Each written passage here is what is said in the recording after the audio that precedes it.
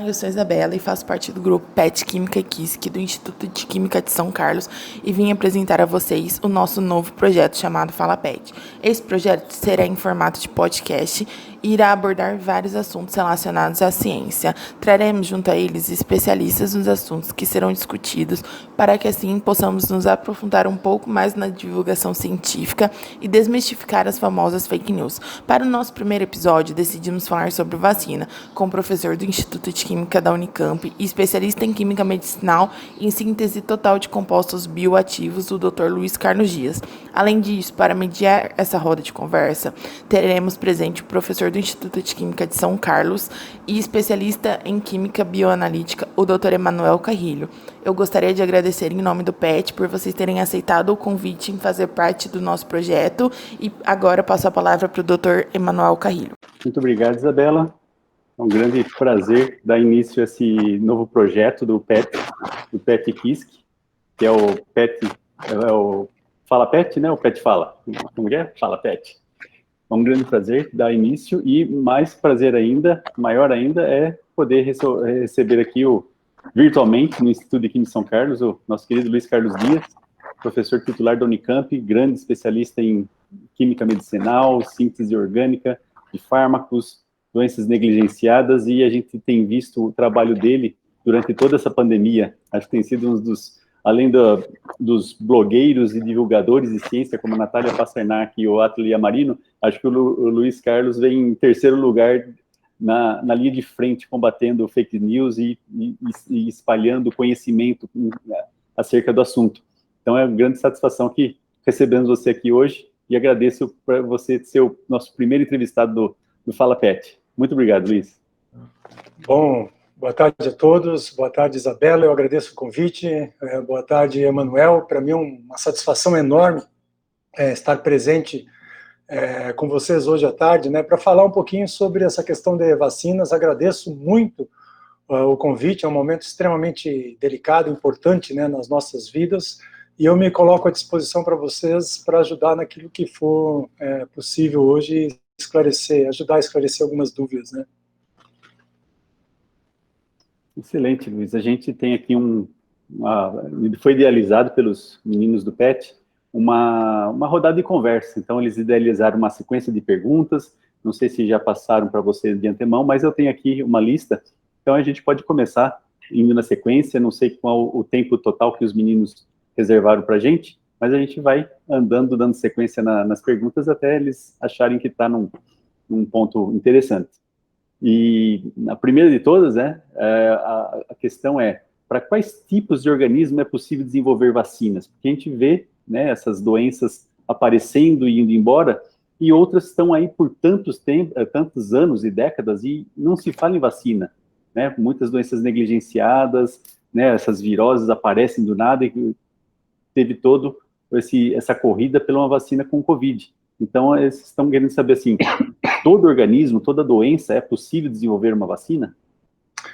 Olha, Emanuel, é uma pergunta muito interessante, né? O objetivo das imunizações é estimular o nosso organismo a produzir anticorpos neutralizantes e células de memória, né? Células do tipo TCD4, do tipo TCD8, contra determinados micro-organismos, né? Germes ou agentes infecciosos, né? Principalmente bactérias, vírus e parasitas. Então, o nosso sistema imunológico cria anticorpos específicos sempre que entra em contato com algum germe. Quando nós nascemos, por exemplo, a gente toma, né, alimentado com leite materno, a gente tem aquilo que a gente chama de imunidade inata. Mas só que o leite materno, essa imunidade, ela não nos protege de todas as doenças. Por isso é que a gente precisa de algumas vacinas específicas para determinados micro-organismos, como as bactérias, vírus, parasitas, né? A lógica da vacina é estimular o organismo a produzir anticorpos neutralizantes sem que ele precise ter ficado doente antes, né? Então, nós tentamos aproveitar o sistema imune, tentamos apresentar ao sistema imune algo que simule aquela bactéria, aquele vírus, aquele parasita, de modo que haja, né, uma produção de anticorpos sem haver o desenvolvimento da doença. Então, as vacinas, elas são constituídas de agentes que nós chamamos de patogênicos. Então, normalmente vírus ou até bactérias, né, atenuados ou inativados, né, que vivos ou mortos, ou seus derivados. Então, eles esses agentes patogênicos estimulam o sistema imune a produzir uma resposta que a gente chama de humoral, que é de anticorpos neutralizantes, né, que são proteínas, na verdade, que ajudam na defesa do organismo, ou uma resposta celular de memória, que são as células citotóxicas, TCD4, TCD8, que atuam contra os agentes patogênicos reais, né, os selvagens, que causam as infecções, uma vez, por exemplo, que o nosso organismo tiver contato com esses agentes selvagens. Então, as vacinas, elas atuam por meio dessa chamada memória imunológica. Então, aí, quando futuramente o nosso organismo, né, se infectar com aquele agente, o vírus, a bactéria, aquele micro-organismo real ou selvagem, o organismo, por exemplo, já vai produzir uma resposta imunológica de forma mais rápida para destruí-lo. Geralmente, uma vacina age contra um único agente infeccioso, viu, Manuel? Por exemplo, a vacina contra o sarampo não protege a pessoa contra a catapora. A vacina da catapora não protege a pessoa contra o sarampo. Mas existem algumas vacinas conjuntas, né, que são, na verdade, 2 ou mais vacinas dadas em uma única formulação, em uma única administração, como é a vacina tríplice viral, por exemplo, que é composta por 3 vacinas e uma única injeção, para sarampo, para rubéola e para cachumba. Aí o sistema imune é estimulado simultaneamente contra esses 3 vírus, mas nem toda vacina pode ser dada em conjunto. Entendi. Eu tinha uma dúvida com relação aos parasitas, porque eu achava que o corpo não teria capacidade de produzir anticorpos contra vermes grandes, né, como chagas e leishmania, que são organismos bem mais estruturados, né? Olha só, esse é um ponto interessante, porque nós estamos há mais de 30 anos, Emanuel, tentando desenvolver uma vacina para a doença de Chagas, uma vacina para a leishmaniose, uma vacina, por exemplo, para malária, e todas elas são doenças parasitárias tropicais, certo? Sim. Não tem vacina para Chagas, nós não temos vacina para leishmaniose, nós temos vacina para leishmaniose canina, que é a Leishtek, que inclusive foi desenvolvida por colegas aqui do CT Vacinas, da UFMG.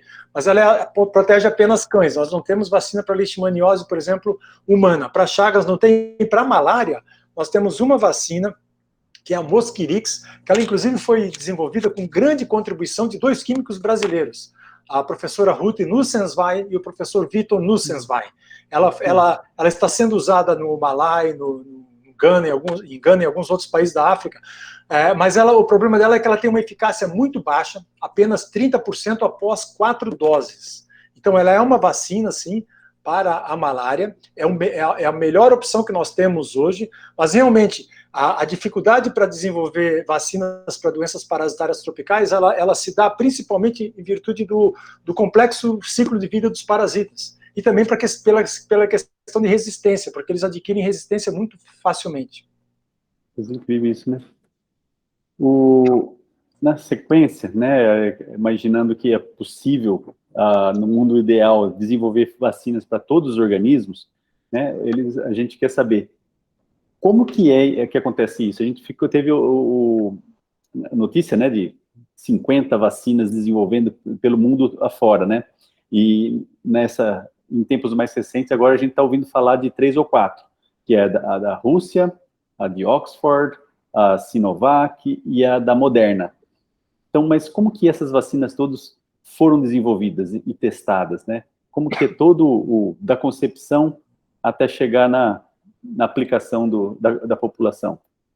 Olha, normalmente o período para desenvolver uma vacina segura e eficaz, desde as etapas iniciais, né, desde os ensaios pré-clínicos, até ela ser aprovada e ser distribuída para a população, o período pode ser aí de 8, 10 anos, às vezes até mais. Como eu falei para vocês, para doenças parasitárias tropicais, nós estamos há muitos anos, há mais de 30 anos, tentando desenvolver vacinas. Outras, né, o período é menor, mas normalmente 8 anos, 10 anos, desde as etapas iniciais de ensaios pré-clínicos. Tá? Primeiro, o que precisa? Primeiro você precisa entender a doença. Você precisa descobrir qual é o micro-organismo, qual é o agente infeccioso que causa a doença. Se um vírus, se um parasita, se uma bactéria. Aí você precisa sequenciar o genoma dele. Uma vez identificado, no caso das vacinas de primeira geração, é preciso, por exemplo, neutralizar ou inativar, ou atenuar, ou enfraquecer esse micro-organismo. Tá?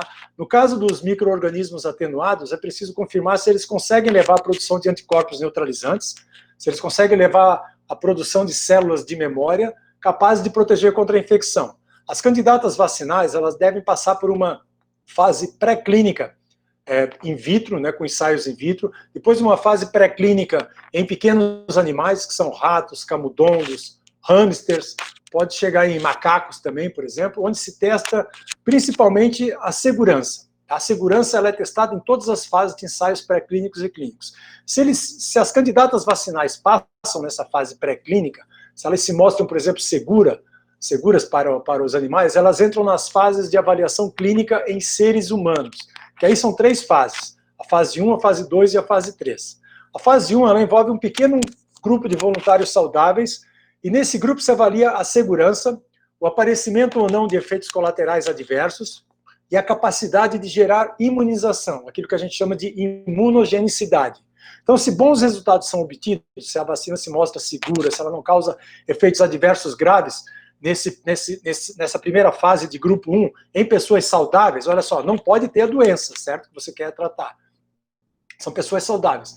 Então, ela passa para a fase 2, agora com centenas ou milhares de participantes, né? E aí coletando ainda informações sobre a segurança, sobre o número de doses, sobre qual a dose, sobre horários para administração, modos de administração e, novamente, a imunogenicidade, se ela induz, por exemplo, a produção de anticorpos ou de células citotóxicas ou ambos.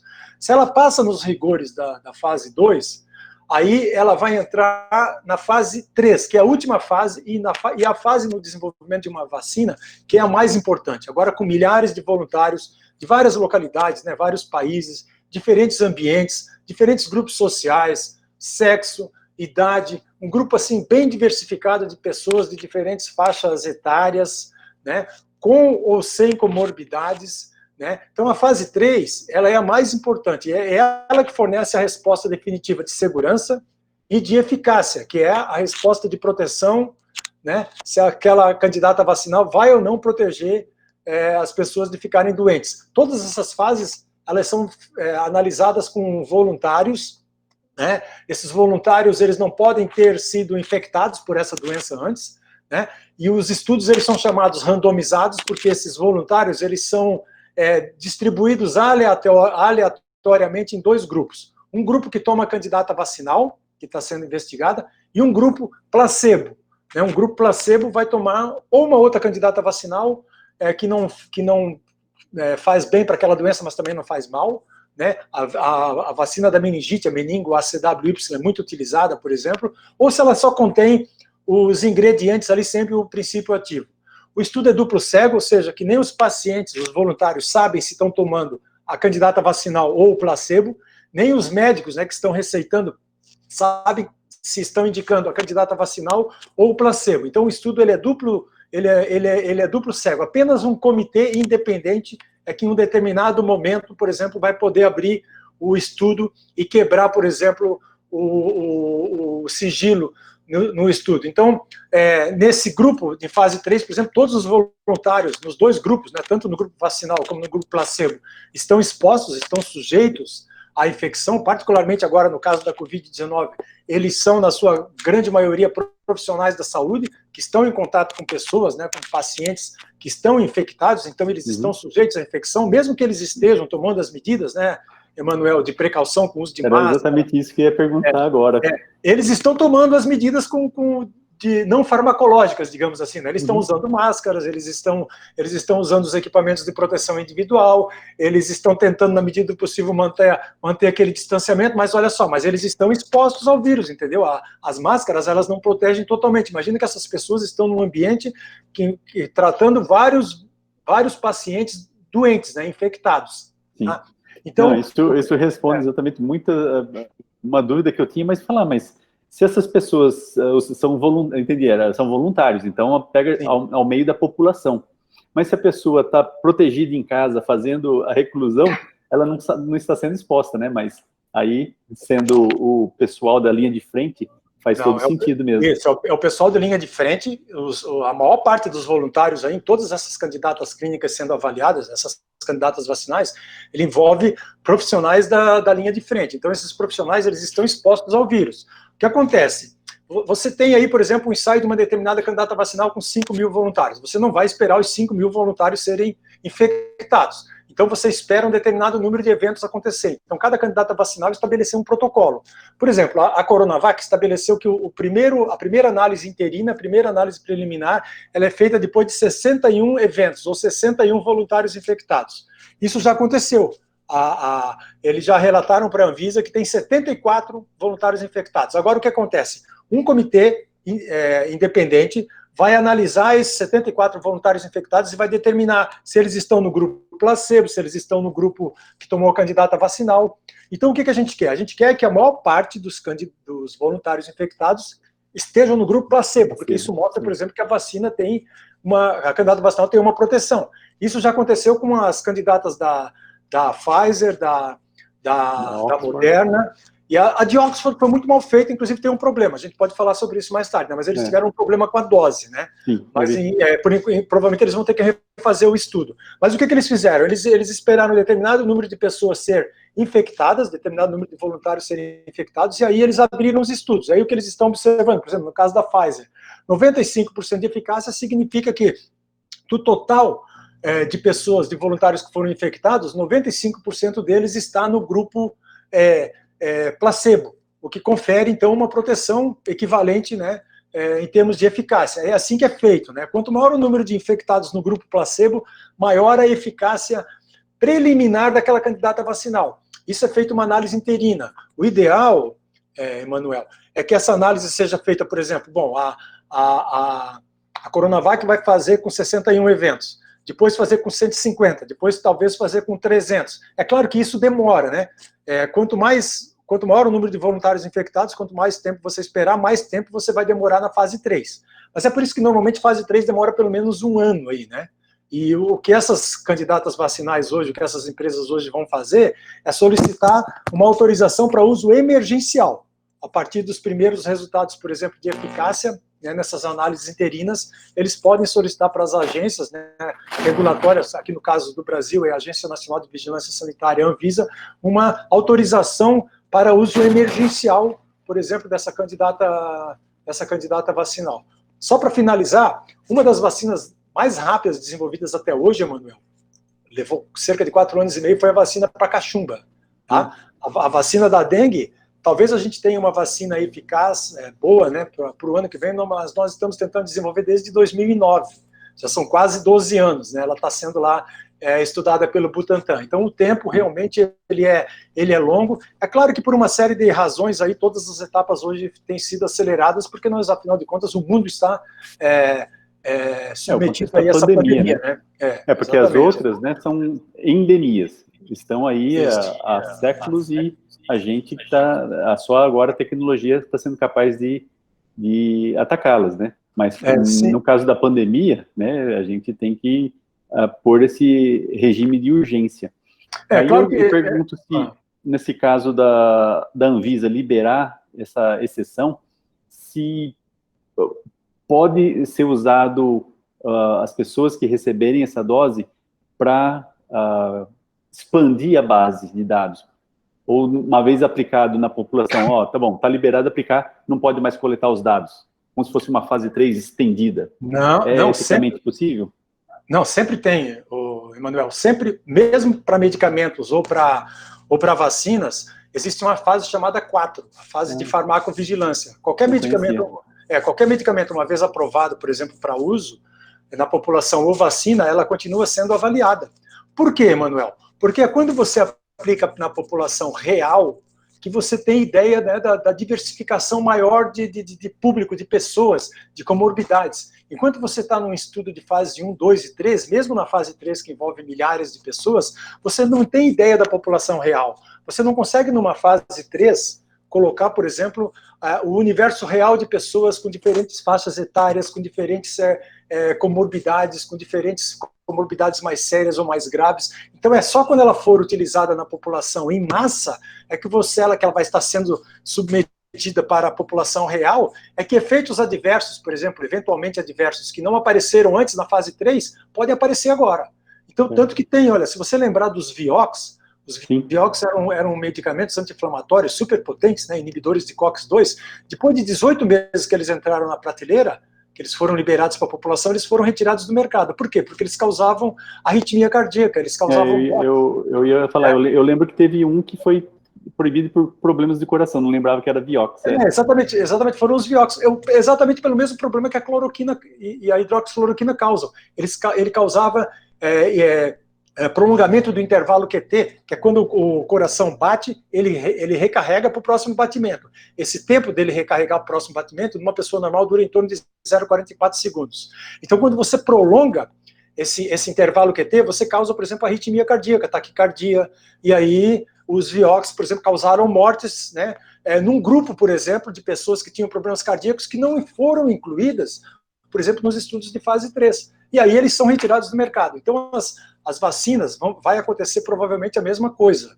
Tá? Não esqueça que o ensaio de fase 3, ainda mais que ele está sendo feito de forma mais acelerada, ele não consegue englobar o universo real de pessoas que vai usar aquela vacina uma vez que ela estiver aprovada. Lembrando é o seguinte, que todas as vacinas, elas também têm bula, elas também têm uma receita, entendeu? Uma vacina aprovada em fase 3, ela não necessariamente vai servir para todos os grupos. Vai ter que vir lá na vacina, vai ter que vir lá na bula da vacina. Qual é a população que ela serve, qual é a faixa etária, né? Se tem algum problema de algum efeito adverso para determinado grupo com comorbidades ou não, tudo isso vai aparecer lá na bula, viu? Então, a gente tem que esperar uma candidata vacinal ser aprovada. Eu tenho certeza que a Anvisa aqui no Brasil vai ter um rigor muito alto para aprovar uma vacina, mas aí a gente precisa ver lá nas especificações da bula para que grupo especificamente aquela vacina pode ser aplicada. Uhum. Nesse mundo aí de preparo da vacina, né, você muito bem apontou todas as fases, e aqui os meninos perguntaram, mas acho que você já respondeu, a pergunta era, qual a etapa mais difícil da vacina? Mas você falou aí que a mais importante era a terceira e última fase, né, que é onde o jogo tá lançado, né?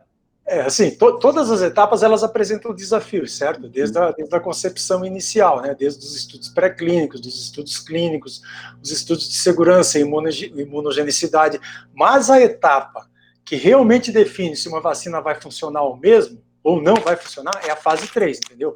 Porque é na fase 3 que você avalia se a vacina serve para ser uma vacina. O que uma vacina faz? Uma vacina tem que proteger as pessoas de ficarem doentes. O objetivo de uma vacina é diferente de um medicamento. O medicamento trata a pessoa uma vez que ela está doente, que ela tem uma determinada enfermidade. Uma vacina, ela previne a pessoa de ficar doente. E isso só é respondido na fase 3. Então, tem muitas candidatas vacinais que passam nas fases pré-clínicas, na fase 1, na fase 2, e o projeto morre na fase 3. Por quê? Porque ela não protege as pessoas de ficarem doentes. Então, é por isso que eu digo que a fase mais importante, embora todas sejam importantes e difíceis, mas a fase definitiva é a fase 3, sem dúvida. Mas o pior é que é a pior etapa para você falhar, né? Depois de todo o investimento e o tempo aplicado em cima, né? Todo esforço, né? Mas eu trabalho com medicamentos, rapaz, e isso aí é uma corrida de vários obstáculos. Você pula muitos obstáculos durante 1 ano, 2 anos, 3 anos. Você pula 100 obstáculos. Se você não pular o 100º, você perdeu tudo. E é assim que funciona o desenvolvimento de medicamentos e o desenvolvimento de vacinas, embora eu acho que o desenvolvimento de medicamentos tem ainda mais desafios, mais difícil. Realmente. A parte da vacina, que também ficava sempre assim, do desconhecimento, é exatamente você, assim, como é que, porque no caso do Covid, tem muitos que são assintomáticos, né? Então, qual que vai ser o relatório? Então, vai ter, para todo mundo que, depois de um certo tempo, for fechar o relatório, vamos dizer assim, vai ter que ser testado por sorologia, para saber se teve ou não e se foi assintomático. Olha, mas eu imagino, sim, isso aí é considerado, mas eu imagino que eles façam os testes com frequência nos voluntários, primeiramente, provavelmente naqueles voluntários que apresentam algum tipo de sintoma, qualquer sintoma, uma dor no corpo, ou uma dor de cabeça, uma tosse, quer dizer, já acende um sinal de alerta, entendeu? Qualquer tipo, porque existem 7 grupos de sintomas na Covid aí. Eu até escrevi sobre isso na minha coluna do Jornal da Unicamp essa semana. Então, assim, mas alguns sintomas, eles são muito característicos da Covid. Uma febre, uma tosse, uma fadiga, um cansaço muscular, uma dor no corpo, né? Uma dor de cabeça. Então, sintomas assim de resfriado. Então, uma vez que um voluntário que está sob constante avaliação apresentar algum desses tipos de sintomas, ele já vai ser testado, entendeu? E uma vez confirmado, e aí o teste é PCR, uma vez confirmado, por exemplo, ele já é retirado do estudo, ele vai receber o tratamento devido, né? Ele é afastado, os resultados, então, eles são guardados, né, por esse comitê de segurança até que tenha um determinado número de eventos suficiente para que se abra o estudo. Aí depende do protocolo de cada candidato a vacinal. O da Rússia, por exemplo, estabeleceu 20, você vê, foi muito pouco, sim, apenas 20, análise interina. A da Coronavac foi 61, mas eles já tiveram 74. A de Oxford foi, se eu não me engano, 94. Entende? Então, assim, cada empresa estabelece um determinado número de eventos. Um evento é uma pessoa infectada. Entendeu? Para a primeira e é analisado apenas esse grupo infectado. Só o grupo infectado, só aquelas pessoas. Os outros continuam. Não, os outros continuam a sua vida normalmente, trabalhando normalmente, entendeu? Se você é voluntário, Emanuel, e você não relatou nenhum tipo de efeito que pode ser ligado à Covid, você continua trabalhando normalmente. Mas se eu sou um voluntário, eu relato, por exemplo, tosse, dor de cabeça, bom, eu vou ser testado. Se der negativo, eu continuo a vida, mas se não, se der positivo, eu já saio. Então, aí, quando der 64 eventos, por exemplo, aí interrompe momentaneamente o estudo, abre, não se coloca mais nenhum voluntário, abre o estudo, né, por esse comitê independente. Esse comitê independente vai verificar onde esses infectados estão. Se esses infectados estiverem a metade no grupo placebo e metade no grupo vacinal, se o mesmo número de voluntários está presente em cada grupo, então ela não apresentou eficácia nenhuma, entendeu? O objetivo, o ideal é que tenha o maior número possível de infectados no grupo placebo, porque quem tomou o placebo não está protegido, só quem tomou a candidata vacinal. Essa era outra questão que fala, quando aparece na mídia, fala, o estudo tal foi interrompido. Aí eu penso, mas interrompido como? Quem está vacinado já está vacinado. Né? Então você tem lá 10 mil pessoas vacinadas, ainda vai continuar tendo que observar os casos, mas impede-se de novas imunizações, né? Novos testes, talvez. Sim, são feitas análises interinas, análises preliminares, entendeu? Você só para o estudo naquele momento, abre para identificar onde estão os infectados. Então, por exemplo, o Brasil hoje, que é o Butantan estava preocupado com essa questão de que o número de casos no Brasil vinha caindo, então eles aumentaram o número de voluntários, só que de repente o número de casos no Brasil começou a estourar de novo, começou a aumentar. É claro que quanto maior o número de pessoas sendo infectadas por aí, maior o número de pessoas doentes, maior a probabilidade de voluntários que estão trabalhando com pessoas doentes também serem infectados, entendeu? Então é por isso que muitas dessas candidatas vacinais vieram ser estudadas aqui no Brasil em fase 3, porque o Brasil estava numa crescente em termos do número de casos. Para você fazer uma análise de fase 3 para a Covid, você precisa fazer num local onde tenha uma curva, né, ainda em ascendência ou estabilizada de número de casos de pessoas infectadas. Você não pode fazer um estudo de fase 3 onde não tem Covid, onde o número de casos está lá embaixo, porque senão vai demorar muito para você ter um número de eventos, um número de voluntários infectados. Então você precisa fazer num país, por exemplo, como o Brasil, em que o número de pessoas, o número de casos está aumentando, né? E aí a probabilidade de infectados, de médicos, de intensivistas, de enfermeiros, de profissionais de segurança em hospitais serem infectados é grande.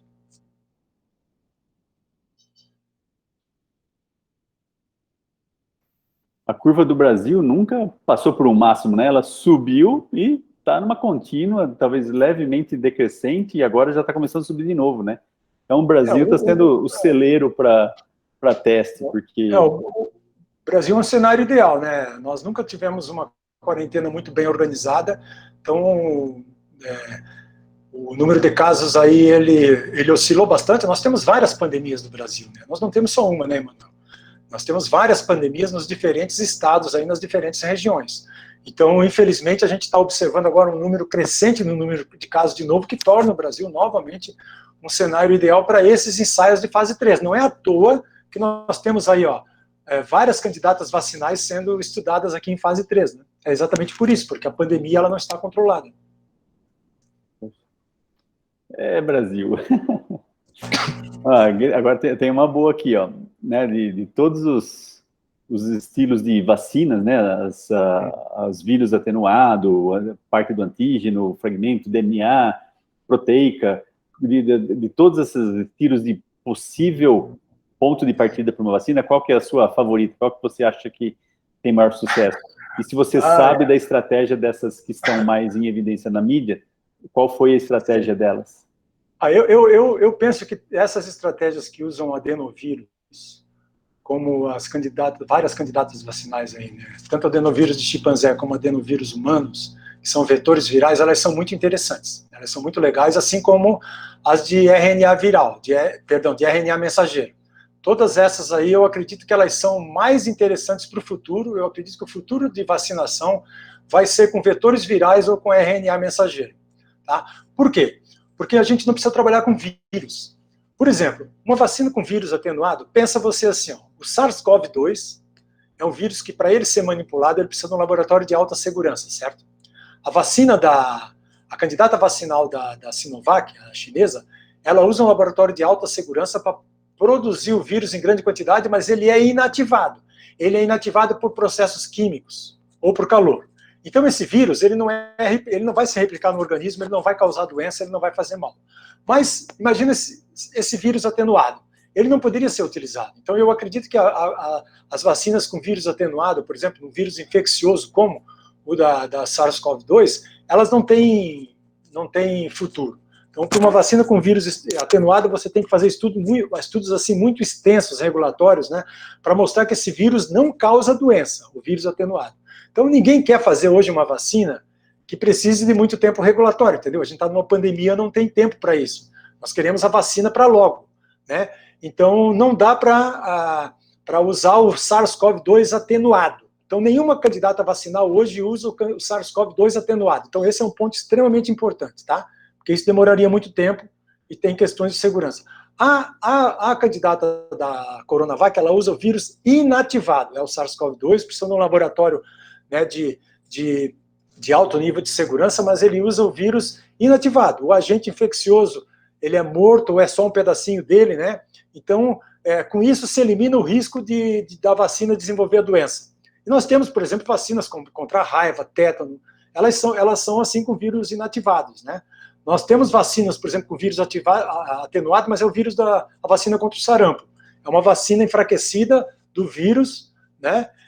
O sistema imunológico combate como se fosse o vírus original. Inclusive, as vacinas atenuadas, elas são as únicas que podem ser orais, viu? Utilizadas assim, orais, né? Em gotas. As atenuadas. As outras, elas são...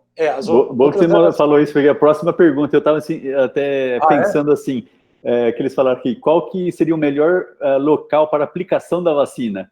Eu estava só pensando, seria que é no braço ou no bumbum? Não, também tem a administração oral, né, e outras formas. Não, né? Peraí, deixa eu complementar essa minha resposta, porque aí senão fica incompleta, né? Claro. Então, assim, quando surgiram evidências, né, de que a Covid-19 podia se tornar uma pandemia, por exemplo, lá em Oxford eles já adaptaram rapidamente uma linha de pesquisa com uma vacina que eles já tinham lá, que eles já estavam desenvolvendo, viu? Então, por exemplo, eles estavam tentando desenvolver lá em Oxford uma candidata vacinal, por exemplo, que chamava ChAdOx, CH de chimpanzé, AD de adenovírus, Ox de Oxford, que é um vírus que causa um resfriado comum em chimpanzé, tá bom? Ele não causa um resfriado em humanos. Então isso é interessante, porque o nosso organismo não reconhece esse vetor viral de chimpanzé, entendeu? Conhece vetores virais de humanos, mas não de chimpanzé. Então isso é interessante. Então eles já tinham uma plataforma vacinal que eles adaptaram num período curto de tempo para o SARS-CoV-2. Então, o que eles fazem? O veículo é um adenovírus que causa gripe em chimpanzé, que é um vírus inofensivo, é um vírus enfraquecido, que causa um resfriado que não é um resfriado grave nesses primatas. Então, eles já tinham usado essa tecnologia para produzir vacinas contra vários patógenos, incluindo gripe, zika e a MERS. Lembra da MERS, né? A MERS era causada por outro coronavírus. Só que a MERS, o SARS e a MERS não viraram uma pandemia. Eles foram controlados, eles foram só endemias, eles foram controlados só com as medidas não farmacológicas, uso de máscara, distanciamento e tal. Mas eles já lá em Oxford, já tinham começado a trabalhar na preparação, né, dessa vacina para MERS. Então, eles, inclusive, eles publicaram trabalhos assim, dizendo que, olha, nós temos aqui uma plataforma para doença X. X seria o quê? Uma plataforma adaptada para qualquer doença. Basta, por exemplo, você colocar algo novo naquele vetor viral. E esse algo novo seria, por exemplo, a proteínas, por exemplo, relacionadas à proteína spike, a espícula, né, do coronavírus. Então, o que eles fizeram? Eles colocaram, por exemplo, partes lá no vírus que lembram a proteína spike, né, a proteína espícula, que é a responsável, por exemplo, por interagir com a ECA2 e entrar nas nossas células, né? E aí, por trabalhos de engenharia genética, com essas pequenas modificações, eles colocavam fragmentos do coronavírus nesse vetor viral de chimpanzé. A tecnologia, ela é muito semelhante a outras, né? A outras tecnologias. Tem outros vetores virais, né, como a da Janssen, como a da Rússia. A Rússia, inclusive, ela usa 2 vetores virais humanos, a D26 e a D5. Tá? E eles são vacinas em 2 doses, é uma vacina em 2 doses, então eles usam um adenovírus na primeira dose e um segundo adenovírus na segunda. Então, eu acredito que essas plataformas de vetores virais, elas vão ser as nossas vacinas do futuro. Por quê? Porque se você tem a capa ali do vírus e você modifica através de técnicas de recombinação, de engenharia genética, a parte de fora do vírus, né, você pode colocar praticamente ali a proteína que você quiser para induzir a resposta que você quiser. Fora essas, tem as vacinas lá da Moderna e da Pfizer, que elas usam RNA mensageiro, né? Então elas usam apenas um fragmento do RNA e colocam esse fragmento do RNA dentro de uma camada, por exemplo, de lipídio, de gordura. Tá? E aí, através desse fragmento de RNA, eles induzem a formação, então, de proteínas semelhantes à proteína spike no nosso organismo. Eu acredito que essas tecnologias, elas vão ser as tecnologias do futuro, com a diferença de que RNA mensageiro é bem susceptível, né, a condições frágeis, né, a condições de temperatura.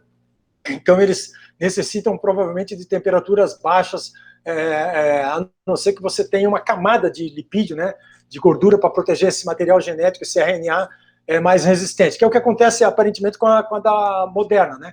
A da Moderna, inclusive, segundo a empresa, ela precisa de uma temperatura na ordem de menos 20 graus, enquanto a da Pfizer, que também é de RNA mensageiro, precisa de uma temperatura de menos 70 para manutenção, né? Para armazenamento. Agora, respondendo a tua pergunta, a outra lá, o melhor local, é isso? O melhor local para aplicação do organismo? Olha, a vacina funciona assim, ó, Emanuel. Só doenças que são contraídas pela ingestão de água e de alimentos contaminados tem vacina oral, tá? Então, por quê? É o caso do rotavírus, por exemplo, do vírus da polio. Porque a gota, né, quando você toma, ela faz o mesmo trajeto do vírus. Né? Então, ela estimula o organismo a produzir anticorpos no mesmo trajeto, por exemplo, na boca, no estômago, no intestino. Tá? Só que a diferença, ela não termina, por exemplo, na aplicação. Né? Você vê que as atenuadas, elas são via oral. As outras, elas são via intramuscular, né? Elas são injetáveis. Né? A oral, então, ela é feita com os vírus atenuados. Os vírus atenuados todos são administração oral. Então, né, porque o vírus atenuado, o agente infeccioso é processado em laboratório e perde o seu poder de causar mal, né? Então, uma vez no corpo, ele se reproduz e provoca a resposta imunológica do organismo da mesma forma que o vírus que causa a doença, boca, estômago, intestino. Já a vacina injetável, Emanuel, ela pode usar o agente infeccioso, por exemplo, inativado, como eu falei para você, né? Que é o que acontece com a candidata da Coronavac. O vírus, ele não é um organismo vivo, então não é correto falar morto, mas você ouve muito essa palavra morto, né? Ele simplesmente está inativado, ele é incapaz de se reproduzir dentro do nosso organismo. Então, se ele fosse ingerido, ele passaria pelo estômago, pelo fígado, e ela seria metabolizada e ela seria eliminada, urina, fezes, enfim. Então, você não pode administrar, porque a administração oral, ela vai ser, o princípio ativo vai ser metabolizado no organismo e vai ser eliminado como qualquer medicamento, como qualquer corpo estranho, entendeu? Então é por isso que você usa injetável. Aí você, usando o injetável, né, você já também ajuda a diminuir o risco de desenvolver a doença, né, e aí ela vai estimular o organismo a produzir anticorpos, né, anticorpos neutralizantes. Porque já entra direto na circulação sanguínea, né? Exatamente, sem passar, né, pelo estômago, pelo intestino, pelo fígado, onde sofreria metabolização, né? Então, as doenças que elas são transmitidas pelo ar, digamos assim, né? Tuberculose, difteria, coqueluche, sarampo, cachumba, a Covid, né? Só a injeção vai fazer efeito. Então, tem que ser injetável. Essa é a diferença básica, assim, né? Como você falou aí do inativado, do morto, né, do vírus, do organismo, aí eu vejo que tem até um ponto de debate, porque o vírus também não é vivo, né? Se você for olhar criticamente, o vírus não é vivo por si só, né? Ele é incapaz de se replicar sozinho, né? Ele precisa do hospedeiro, né? Então o vírus não é considerado um organismo vivo. Tem muito debate sobre isso aí, mas é por isso que quando eu falei vírus morto, eu já logo troquei ali, porque a gente tem essa tendência, eu já logo troquei ali pelo vírus inativado, que é o termo mais correto, tá? Sim. Porque a gente começa a pensar, né, do ponto de vista evolutivo, né, a própria origem da vida, né? Estou fugindo das perguntas aqui dos meninos, né? Só divagando um pouco. A própria origem da vida sempre foi termodinamicamente desfavorável, né? Então, sim, a organização de tudo vai contra o aumento da entropia. E, exatamente. por algum motivo, né, cria esse organismo que não é vida, mas tem toda essa capacidade de usar outra informação disponível para se replicar e fazer o estrago que faz, né? Simplesmente, né, do ponto de vista filosófico, muito bom de debater. Não, é interessante, né? Porque vê que o vírus, os vírus eles vão sofrendo mutações constantemente, né? Claro. Então ele sofreu determinadas mutações, por exemplo, ele é um novo coronavírus, porque ele é um tipo de coronavírus, mas ele sofreu algumas mutações, por exemplo, nessa proteína chamada spike, e que essa proteína spike é a primeira interação, aliás, são várias interações de hidrogênio, para você ter uma ideia.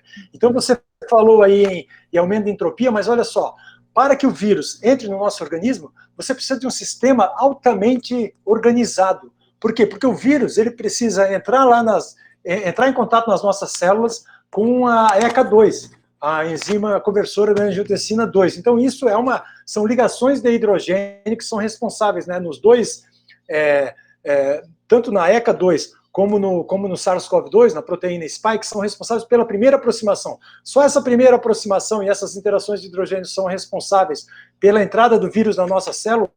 Não, o vírus precisa de algo mais. Ele precisa aí da atuação de outras enzimas, como a furina, a TMPRSS2, que é uma serinoprotease do tipo transmembranar 2, e precisa de catepsinas, porque aí elas clivam uma parte, né, de algumas ligações químicas que o SARS-CoV-2 faz com a ECA2 e permitem, então, que o vírus jogue todo o seu material genético dentro das nossas células. Uma vez que ele joga o material genético dentro das nossas células, ele usa toda a maquinária celular, lá no citoplasma, complexo de Golgi, ele se multiplica, ele produz milhares de cópias dele mesmo, né, do RNA, e aí ele encapsula, com a ajuda dessas enzimas, da furina, ele forma o capsídeo e ele joga fora, né, das células, milhares de outros vírus, que vão para as vias aéreas superiores, ou então que vão infectar outras células através do mesmo mecanismo. Então, você pensa assim, tem que haver, claro, há um aumento de entropia, mas em um determinado momento eu vejo o contrário, eu vejo que tem que ter um sistema muito bem organizado para,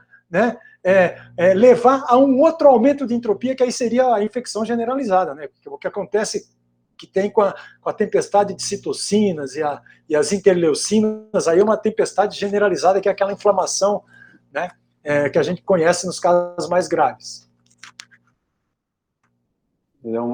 Depois que, com toda essa história do Covid, que eu comecei a ler um pouquinho só sobre vírus, fiquei assim, simplesmente fascinado, né?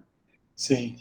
Aí quando você tem a vacina no corpo, né, a gente conhece que sempre é possível, qualquer medicamento, a existência de efeitos colaterais. E queria saber, assim, por que ocorrem esses efeitos, quais são os mais típicos de uma vacina, que se ela não funciona efetivamente para criar essa imunidade, por que daria efeitos adversos, e se são esses efeitos colaterais que gerou essa onda anti-vacina que está crescendo no mundo afora? Assim, ó, bom, primeiro, né, a gente quer uma vacina só para relembrar, né? Nós usamos, então, as vacinas, elas contêm agentes patogênicos, são vírus, bactérias, né? Ou parasitas, elas estimulam o nosso sistema imune. Isso é o que a gente quer. A gente quer nós colocamos dentro do nosso organismo, nós enganamos o nosso organismo, nosso sistema imune a produzir uma resposta, que a gente chama de humoral, com H, né? Que é a resposta de anticorpos neutralizantes. Anticorpos são proteínas, gente, que ajudam na defesa do organismo. Ou resposta de células de memória, células citotóxicas. TCD4 e TCD8. Elas fazem duas coisas. Anticorpos neutralizantes, eles se grudam no vírus e impedem o vírus, por exemplo, de infectar as células. Os anticorpos, as células citotóxicas, TCD4 e TCD8, o que elas fazem? Elas não impedem o vírus de entrar, mas uma vez que o vírus já entrou nas células, está lá dentro, já infectou e está se multiplicando, elas são células, digamos assim, suicidas. Elas vão lá e destroem aquelas células infectadas e se destroem as células e destroem os vírus. Então, isso aí é o que a gente quer, né, que o organismo produz. Então, para isso, você usa a vacina que tem um princípio ativo, né, que é o que vai causar essa resposta imunológica, e alguma delas, Emanuel, tem aquilo que a gente chama também de adjuvantes. O que são adjuvantes? Adjuvantes, além do princípio ativo, algumas vacinas, elas usam sais à base de alumínio, por exemplo, fosfato de alumínio, hidróxido de alumínio. Algumas usam, por exemplo, esqualeno, polissorbato, tocoferol, para ajudar na resposta imunológica. Tá? Ou seja, é para dar um gás, digamos assim, para dar um up nas vacinas. Aquelas vacinas que elas não são muito imunogênicas, que ela tem pouca capacidade de induzir a resposta imunológica, elas usam esses adjuvantes. E às vezes esses adjuvantes, eles são responsáveis, junto com a vacina, por alguns dos efeitos colaterais, digamos assim, que são observados com as vacinas. Os adjuvantes, eles são importantes na intensidade e na duração da resposta imune, né? Mas eles são usados em quantidades assim muito pequenas, e muitas vezes eles permitem até que quantidades menores dos princípios ativos, dos antígenos das vacinas sejam usados. Tá? Eles ajudam também a aumentar a estabilidade de vacinas durante o armazenamento, então assim, são importantes. Tá? E aí o que acontece?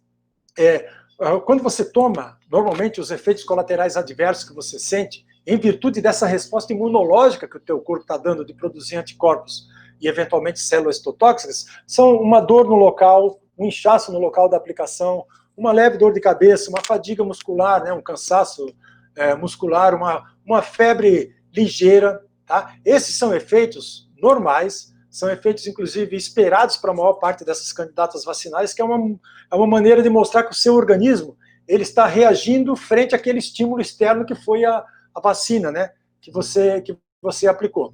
Agora, efeitos graves de saúde são muito raros, são extremamente raros, e eles são monitorados e investigados, né, sempre durante as fases 1, 2 e 3. Então, assim, eu acredito, né, eu tenho absoluta convicção de que é muito mais provável que uma pessoa adoeça gravemente por uma enfermidade, por uma doença que seja evitável pela vacina do que pela própria vacina. A poliomielite, por exemplo, ela pode causar paralisia, o sarampo pode matar, pode causar encefalite, pode causar cegueira, né? E essas doenças, poliomielite e sarampo, são, né, preveníveis por vacinas. A varíola, ela matou mais de 300 milhões de pessoas no século XX. Olha só, a varíola foi erradicada do planeta em 1979 por vacinas.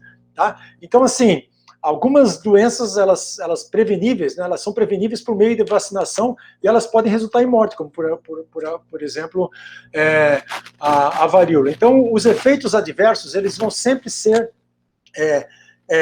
avaliados, considerados em todas as fases da vacina. Você veja agora, né, fazendo a ponte agora com esses estudos de fase 3 das candidatas de Oxford, a candidata vacinal de Oxford, a gente ainda não pode chamar de vacina, porque vacina é só depois que aprova em fase 3, tá? Então, se escapar de vez em quando, vocês me desculpem. A candidata vacinal de Oxford teve o ensaio de fase 3 paralisado 2 vezes. Uma vez porque um dos voluntários, que não se sabia se estava no grupo placebo, tomou a vacina, teve um problema de mielite transversa, e o outro que um voluntário morreu, né, de 28 anos, um médico, né, voluntário morreu. Então, o que se faz? Se para o estudo, momentaneamente, até determinar por um comitê independente que aquela causa, aquele efeito grave não teve uma relação causal com a vacina. Por exemplo, que ela não foi causada pela vacina. Então, até isso aí ser confirmado, o estudo é parado, é paralisado, nenhum outro voluntário, por exemplo, é colocado no estudo, nem no grupo placebo, nem no grupo vacinal. Isso aconteceu com a candidata da China, da Coronavac agora, recentemente, né, que um dos voluntários, aparentemente, né, isso aí eu estou falando agora pelo que saiu na imprensa, ele cometeu suicídio. Então, isso aí, o Butantan comunicou para a Anvisa decidiu suspender momentaneamente. Então, é super normal, suspensão momentânea, né, provisória de estudos em fase 3, quando um efeito adverso grave é relatado. Então, você pensa assim, ó, se for um efeito adverso grave em 100 mil pessoas, é muita coisa, entendeu? Por exemplo, em 100 mil pessoas, uma pessoa morrer por causa da vacina. Não pode, isso é demais, né? Faz a conta aí, nós somos 200 milhões de pessoas no Brasil, a gente não pode, né, ter um em cada 100 mil. Mas se for um em cada 1 milhão, então tem que ser avaliado, né? Se for um em cada 1 milhão de pessoas, significa que com 212 milhões de pessoas, 212 pessoas que tomarem a vacina no Brasil, se todo mundo tomar, podem vir a morrer em virtude da vacina. Vale o risco? Ou aí compara com o que pode ser salvo, né, de vidas. Lógico. Então depende muito, né, o efeito adverso grave, o que ele é, e em quantos por cento da população ele pode acontecer, entendeu? Mas certamente efeitos adversos graves, eles uma vez descobertos, no universo, por exemplo, aí de 13 mil pessoas, 13 mil voluntários, 30 mil voluntários, ele é muito grande e ele já é suficiente para encerrar os estudos em fase 3. Você tinha mencionado no começo a história do erro do candidato vacinal de Oxford, né, com relação à dose, né? A próxima pergunta era assim, como que a dose da vacina pode comprometer a eficácia, ou qual que é a correlação dose-eficácia que é buscada? Olha, às vezes você pode ter uma vacina em uma única dose que já te induz uma resposta, né, de anticorpos ou de células citotóxicas suficientes sem necessitar de uma segunda dose, né?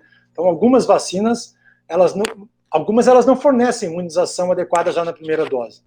Então, principalmente, olha só, se você pegar as vacinas inativadas, elas normalmente precisam de mais do que uma dose, né? Inativadas, agora no caso que nem a da Coronavac, aquelas que são produzidas com um micro-organismo inativado, né, por processos químicos ou calor. E normalmente as vacinas inativadas também, viu, Emanuel, elas precisam de adjuvantes também, tá? É diferente. As vacinas de RNA mensageiro, elas são tão imunogênicas que elas nem precisam de adjuvante. Mas as vacinas inativadas, normalmente, elas precisam de um adjuvante para uma resposta imunogênica mais potente. Então, às vezes, você pode precisar de uma segunda ou até de uma terceira dose, entendeu? Para você potencializar a resposta imunológica, né, que você ganha com aquela primeira dose. Então, outras vacinas, por exemplo, deixa eu ver se eu lembro aqui, aquelas da difteria e tétano, por exemplo, elas já na primeira dose, elas já induzem proteção por anos, né? E aí algumas, por exemplo, com o passar do tempo, a imunização vai desaparecendo, aí às vezes você precisa de um reforço, né? Aí quando você dá o reforço, faz com que os níveis, né, de imunidade eles voltem a subir. Olha o caso da vacina da gripe, por exemplo. A gente precisa tomar vacina da gripe anual, porque os vírus eles vão sofrendo mutações, né? Eles mudam com rapidez. E aí varia ao longo do tempo. Uma vacina da gripe que você tomar esse ano, provavelmente não vai servir para te imunizar ano que vem, entendeu? Então elas são produzidas sempre com variações do vírus que está circulando naquele determinado ano, naquele determinado momento, né? Eu lembro que tétano é de 10 em 10 anos, febre amarela de 5 em 5 anos. Não, mas a febre amarela é maior. Acreditava-se que ela era de 10 anos. Inclusive, eu tomei a vacina da febre amarela porque eu fui para a África do Sul e é uma exigência, né? Sim. E aí, o que tem de relato agora é de que ela já tem uma duração maior aí, né? Mas era de pelo menos 10 anos. Você sabe dizer se a legislação mudou por conta disso? Porque ainda nos cartões de vacinação mostra a vigência, né? Não sei. Não sei te dizer se, particularmente com relação da febre amarela, mudou, mas a minha é de 10 anos. Eu tomei há cerca de 2 anos para ir para Cape Town, na África do Sul, e a validade está lá de 10 anos. Maravilha. Mas parece que ela é até maior agora já, viu? Então tem algumas assim que duram a vida inteira, entendeu? E tem algumas que a gente precisa, porque o vírus vai sofrendo mutação, está sempre em circulação, né? Como o caso do vírus da gripe. Eu acredito que a vacina da Covid também, muito provavelmente, né? A gente não tem menor ideia de quanto tempo ela vai imunizar, mas muito provavelmente, né? Por ser um coronavírus, assim, a gente vai precisar de uma vacinação praticamente anual, viu? Sim, se for mutante que nem o rinovírus e outros do influenza, né? Aí vai ser, ele vai ser um prato cheio para as farmacêuticas. O SARS-CoV-2 ele vem sofrendo mutações, né? Tem algumas mutações que aparentemente já se acredita que estão tornando ele assim mais infeccioso, né? Mas ainda é cedo, né? A doença é uma doença nova, né? Nós estamos aí há menos de 1 ano, né? Com SARS-CoV-2. Ele foi descrito dia 31 de dezembro de 2019. Então a gente precisa de mais tempo aí. Embora já tenha aprendido muita coisa, a ciência evoluiu muito com relação ao Covid, mas ainda tem bastante tempo, bastante coisa para a gente aprender e conhecer, né? Pois é. E nesse aspecto, né? Imaginando que a vacina é tratado como um fármaco, né? A gente sempre vê nos remédios, nas bulas, né? Contraindicações. É comum, existe contraindicações para a vacina? Olha, pode existir, sim. Uma das coisas que é importante, assim, vai ter que... Todas as vacinas aprovadas em fase 3, elas vão ter lá a bula, né? Elas vão ter a receita, para dizer para qual grupo que elas são mais indicadas, né? Se elas são boas para jovens, para adultos até 60 anos, para pessoas com 80 anos, né? Comorbidades, né? Então, assim, existem algumas poucas contraindicações, principalmente para vacinas de vírus vivo, ou atenuado, né? E em pacientes que têm problemas de imunidade, né? Que tomam algum medicamento, por exemplo, que reduz a imunidade do organismo. Por exemplo, corticosteroides. Corticosteroides reduzem a imunidade do organismo, né? Então, alguns pacientes que podem ter esse tipo de problema, ou que têm comorbidades sérias, ou que têm HIV, por exemplo. HIV é um problema sério, nós nem temos vacina ainda para HIV, né? Mas, por exemplo, portadores de HIV, eles, em virtude da resposta, que pode ser de anticorpos ou de células citotóxicas, eles não podem tomar determinadas vacinas, né? Então, assim, a vacinação, a nível populacional, ela protege indivíduos não imunes, saudáveis e indivíduos vulneráveis a quaisquer infecções, né?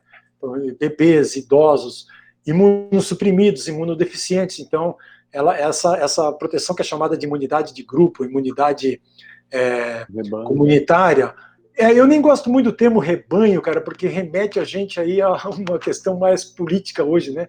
E aí eu prefiro usar assim, a imunidade de grupo, imunidade coletiva, imunidade comunitária, né? Então, é claro que a vacina só é eficaz quando uma grande parcela da população é imune. Aí, quando você tem uma alta cobertura vacinal e uma grande parcela da população está protegida, você pode proteger, por exemplo, aqueles que não podem tomar, que são imunossuprimidos, né, que têm HIV, pessoas que têm comorbidades sérias, que não podem, por exemplo, ter uma resposta de células citotóxicas, por exemplo, muito acentuada.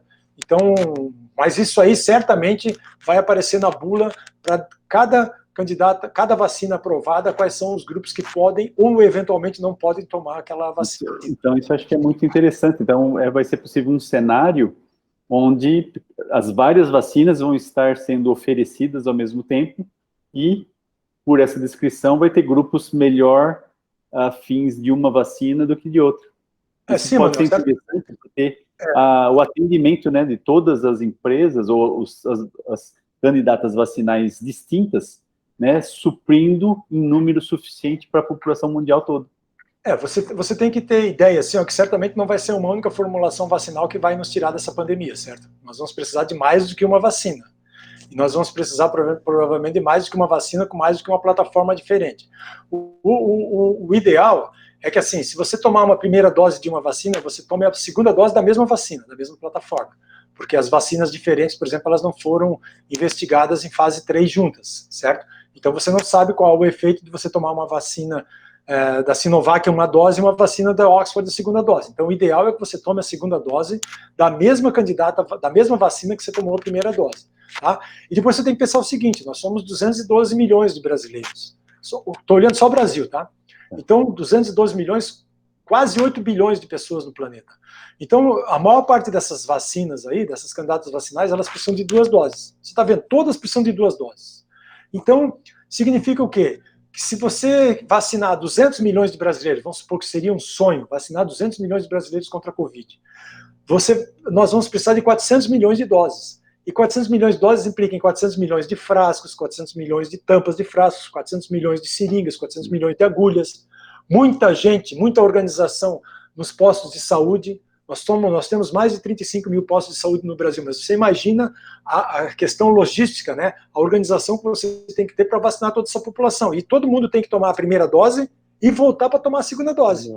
Entendeu? Então você tem que fazer 200 milhões tomarem a primeira dose e os mesmos 200 milhões depois de 14 dias ou depois de 28 dias voltarem para tomar a segunda dose. Então se a pessoa tiver efeito adverso, mesmo que leve, controlado com paracetamol, né, com algum analgésico antitérmico na primeira dose, provavelmente vai ter na segunda também. E ele vai sentir 2 vezes. Vai ter que deixar o trabalho 2 vezes, né, vai ter que se deslocar 2 vezes, vão ser filas 2 vezes, vai ter os mesmos efeitos adversos provavelmente 2 vezes. Então, assim, ó, a logística é uma logística enorme. Então, assim, quanto mais eficaz for uma vacina, né, é claro, cobertura vacinal é importante que ela seja elevada sempre. 90% da população brasileira ser vacinada. Já pensou? Seriam 180 milhões de brasileiros sendo vacinados. Quanto maior a eficácia e quanto maior a cobertura vacinal, mais protegida vai estar a população brasileira. Se você tiver uma eficácia de 50% e você vacinar 180 milhões de brasileiros, que é 90% da população, você vai estar protegendo apenas 90 milhões de brasileiros. Olha só. Certo? Pensa assim, ó, vacinei 180 milhões de brasileiros, é 90% da população brasileira. Uma eficácia de 50% significa que se eu vacino 180 milhões, eu protejo 90 milhões. E eu fico com 200... A maioria fica desprotegida. Eu fico com 120 milhões de brasileiros desprotegidos. Então você vê como é importante a cobertura vacinal e a eficácia da vacina. Sim. Certo? Então é fundamental aí, mas certamente a gente vai precisar de mais do que uma vacina para nos tirar dessa pandemia. É interessante, nesse cenário aí que você falou, nem fazendo todo esse desenvolvimento da vacina, da aplicação, ainda atinge o que seria o que o pessoal fala minimamente aceitável como imunidade coletiva, seria 60%. Bom, depende. Se você não vai conseguir imunidade coletiva vacinando apenas 60% da população brasileira. Por quê? Nenhuma vacina tem 100%. Não, eu sei. A hipótese do governo é que rapidamente atingiria-se a imunidade coletiva porque um ia passando para o outro, ficando doente e ficando autoimune depois. Mas nós não sabemos nem quanto tempo vai durar a imunização conferida por uma vacina. Nós não sabemos ao certo nem quanto dura, por exemplo, a imunização de pessoas que pegaram Covid. Sim. No início se achava 3 meses, hoje talvez 6 meses, talvez menos do que isso, tem a questão de reinfecção. Então, assim, tem muitas respostas ainda sem perguntas concretas. Muitas perguntas sem respostas concretas, perdão. Entendeu? Então, nós não temos como saber, por exemplo, quanto vai durar a imunização conferida por uma vacina. Por quê? Primeiro, não tem nenhuma vacina. E depois, só depois que a vacina for aplicada, é que nós vamos saber quanto tempo ela vai imunizar as pessoas, os brasileiros, entendeu? Pode ser que ela dure 3 meses, pode ser que ela dure 6 meses, pode ser que ela dure 10 anos. O ideal é que ela durasse a vida inteira. Claro. Mas isso nós não sabemos, porque você precisa, pelo menos, né, de alguns meses no pós-aplicação para ter uma ideia de quanto tempo vai durar a imunização. Nesse cenário aí que você pôs, não dá nem para fazer a última pergunta, então, que seria já meio de evidência. Considerando como as coisas estão agora, em quanto tempo o senhor acha que poderíamos voltar ao normal? Ou seja, impossível de falar qualquer coisa, né? Imunizar toda a população tem enormes desafios logísticos, né? Fazer essas vacinas chegarem, por exemplo, nos postos de saúde, quando vai chegar, né? Como levar para o país inteiro, o Brasil... Né, nós temos várias pandemias aqui, nós temos alguns estados que têm, alguns locais, algumas regiões que têm o maior número de infectados, talvez começar por isso aí, por esses estados para proteger. Como aplicar, tem questões éticas, né? Quem vai ser vacinado primeiro? Certamente profissionais da saúde, profissionais de segurança em hospitais, né, os intensivistas, os enfermeiros, os médicos, né, mas a gente também tem que levar em conta critérios humanitários, né, atender populações das periferias, as populações vulneráveis, as populações indígenas, os refugiados.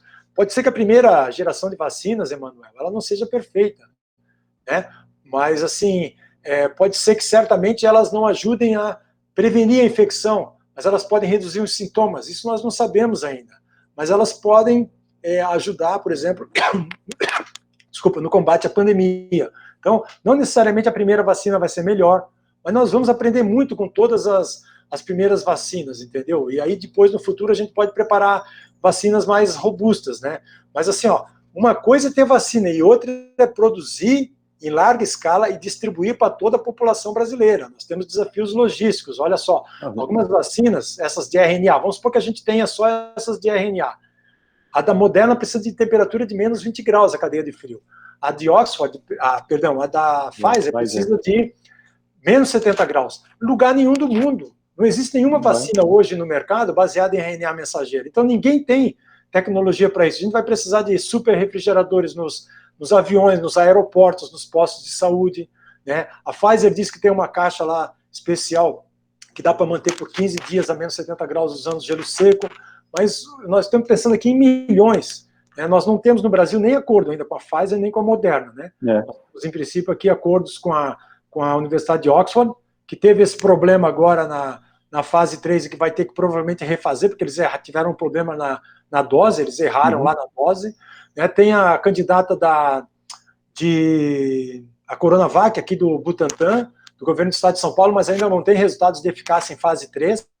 Eles vão divulgar os resultados em fase 3 agora no final de novembro, início de dezembro, porque já atingiram o número de 74 eventos. Então, assim, o futuro da pandemia, ele vai depender muito de uma, né, ou mais vacinas, na minha opinião, eficazes e seguras. A gente tem que combater o negacionismo científico também, nós temos que combater o movimento anti-vacinas, né, nós temos que ter capacidade de distribuição dessas doses de vacinas para toda a população. A gente precisa, nós precisamos nos engajar, todos nós, em campanhas de conscientização da população brasileira, levando para a população a importância de uma alta adesão às campanhas de vacinação com a Covid. A gente está vendo que já houve uma queda na cobertura vacinal das principais vacinas até 2 anos, em 2018 e 2019, que foi pior agora por causa da Covid, né? Então, assim, nós precisamos de vacinas que sejam realmente eficazes em proteger e imunizar as pessoas, que tenham uma boa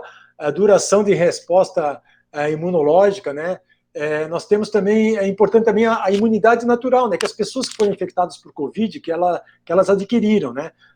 A gente precisa, por exemplo, investigar com calma os casos de reinfecção pelo SARS-CoV-2, quando eles ocorrem, se as reinfecções são casos mais leves do que a primeira infecção ou não, né, e que a gente possa aprender enquanto sociedade, entendeu? Porque nós temos aí, mudanças climáticas drásticas acontecendo, nós temos queimadas, nós temos o desmatamento das nossas florestas tropicais, nós temos aí a caça ilegal, o tráfico de animais, né, o consumo de animais silvestres, né, nós temos problemas com falta de saneamento básico, de água potável, de esgoto tratado, né, e esses problemas, Emanuel, eles certamente vão ser diretamente responsáveis pelas novas epidemias, entendeu? Pelas novas epidemias e pandemias. Né? Eu falo sempre que assim, vacina é fundamental, é a nossa melhor ferramenta de saúde pública, mas esgoto tratado também água potável também saneamento básico também Você vê que o SARS-CoV-2, ele abalou o mundo, né? O mundo está de joelhos. Então veja como é caótico o mundo, todos nós aqui fazendo essas atividades em casa, falando sobre vacinas para SARS-CoV-2. Vê como é o cenário no mundo em que tem uma doença, que é a Covid-19, e não tem vacina para ela. Então você imagina como seria um mundo com todas aquelas doenças, né? Coqueluche, sarampo, catapora, varicela, difteria, rotavírus, cachumba, meningite, febre amarela, que foi citado aqui, rubéola, tétano, paralisia, poliomielite, varíola, sem vacina, gente. Então vacinas, elas salvam vidas, e é importantíssimo que a gente converse com a população brasileira para conscientizar a população brasileira sobre a importância de uma alta adesão, né, para que a gente tenha uma cobertura vacinal alta, né, para que a gente possa sair dessa pandemia. Então, assim, eu acho que a gente ainda tem muita coisa pela frente, né, então eu não tenho como dizer em quanto tempo eu acho que a gente vai voltar ao normal. Realmente ninguém tem condições de responder essa pergunta, né? Porque tem muita coisa, né, que a gente tem que investigar, né? Nós temos aí que lutar contra esse serviço, esse movimento anti-vacinas que presta um desserviço à saúde pública, né? O negacionismo científico também, respeitar a vacinação, eu penso, Emanuel, é uma questão de responsabilidade social, né? De empatia, de respeito à vida, e assim, o que nós queremos para o nosso futuro vai depender da gente mesmo, entendeu?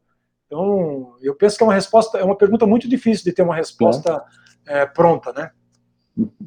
Praticamente impossível, mas eu acho que exatamente essa é a intenção do Grupo PET, com esse projeto Fala PET, e o ponto de partida foi exatamente esse tema tão relevante, e tenho certeza que o Instituto de Química vai fazer o possível para divulgar ao máximo esses podcasts, essas entrevistas, e então posso aqui agora agradecer enormemente a sua disposição, Luiz, prazer revê-lo. Obrigado pelo seu empenho nessa luta, não só com esclarecimento à população, à discussão da vacina do SARS-CoV-2, mas também todo o trabalho que você faz frente ao DNDi, das doenças negligenciadas, que é tão importante para a sociedade. Muito obrigado. Olha, eu que agradeço, Emanuel, agradeço a Isabela, o pessoal aí do Grupo PET. Espero que tenha sido útil, né, para vocês essa conversa, esse bate-papo. A gente teria muita coisa certamente aí para conversar, e eu me coloco à disposição de vocês, né, como eu estou engajado aí nessas atividades de esclarecimento da população, né, porque eu fui convidado aqui para fazer parte da força-tarefa da Unicamp no combate à Covid-19, então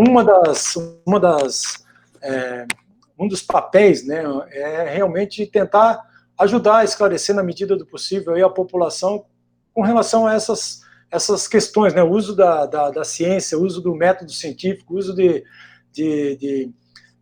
políticas públicas baseadas em evidências científicas, né, e particularmente nesse momento polarizado politicamente que a gente está vivendo, é extremamente importante. Tem sido, assim, uma experiência bastante agradável, bastante interessante, viu? Eu fico feliz que o objetivo é realmente colaborar e ajudar, e eu fico muito feliz que eu tenho feito bastante lives assim com segmentos da população, sabe, com prefeitos, com líderes comunitários, e isso aí realmente, olha, rapaz, é uma maravilha. Realmente uma experiência que tem sido muito boa, muito legal, muito interessante e muito gratificante. Pois conte com o IQISC nessa luta aí, se tiver qualquer colega aqui que puder te ajudar, tenho certeza que faremos um esforço coletivo. Obrigado, Isabela. Em nome do PET, eu gostaria muito de agradecer ao professor Luiz por ter participado e ao professor Emanuel Carrilli também por ter topado mediar essa conversa, e foi muito bom estar aqui ouvindo, e espero que a gente consiga... O intuito é atingir um número grande de pessoas, porque é muito triste ver essa situação de vídeos na internet reindenizando a partir de fake news e pessoas ganhando dinheiro sobre isso, numa situação tão triste que a gente está vivendo agora no meio de uma pandemia, ter ainda esse tipo de situação pela população, assim, que vem da população, dos governantes, né? Então é muito triste mesmo a gente, como estudante de uma universidade pública como a USP, tá vendo isso, e a gente se sente às vezes de mão atada também, porque não consegui fazer nada. Então esse passo assim do PET de ter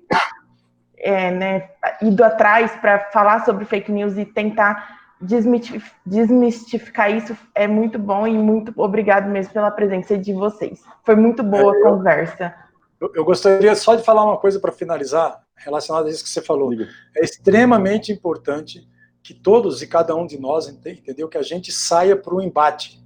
Nós precisamos sair para o embate, porque os negacionistas, as pessoas que disseminam mentiras nos grupos, nas mídias sociais, que disseminam fake news, eles ocupam os espaços, e eles ocupam os espaços muito bem.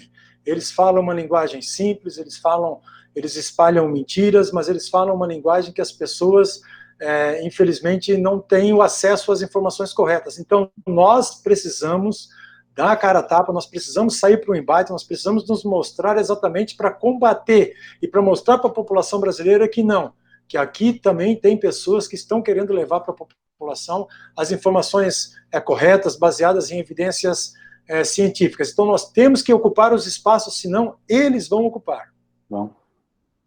Bom sim. Conte conosco, Isabela. Muito obrigado. Muito obrigado mais uma vez, professores. Um abraço, gente. Um abraço, Pedro. Fiquem bem. Um abraço, bom final de semana. Segurança.